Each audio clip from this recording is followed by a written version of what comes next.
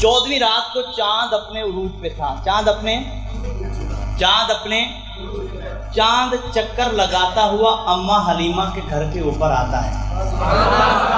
अम्मा चांद को मुखातिब करके कुछ फरमाती हैं, जिसको एक नकीब अपने अंदाज में यूं कहता है। इधर वाले हजरात की तवज्जो। अम्मा फरमाती हैं, चांद तुझे भला हुआ क्या, घड़ी घड़ी आता जाता क्यों है।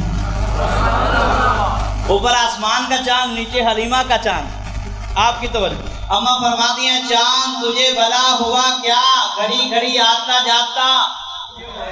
जाता क्यों है। ये कैसी बेचैनियां हैं, तू इतने चक्कर लगाता। अगर अगले दो जुमले आपने संभाल लिए ना, तो मैं कहूँगा कि आप ठीक हैं। अम्मा फरमाती हैं, चांद तुझे भला हुआ क्या, घड़ी घड़ी आता जाता क्यों है। ये कैसी बेचैनियां हैं, तू इतने चक्कर लगाता क्यों है।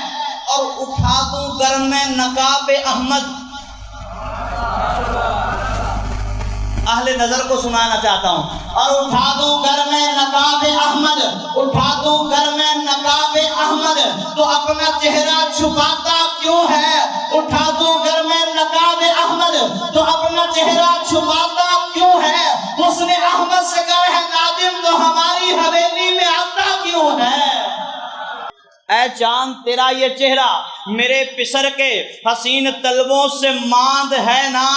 तू हमारी छत पे न आया कर, तू हमारी छत पे न आया कर। हमारे घर अपना चांद है ना।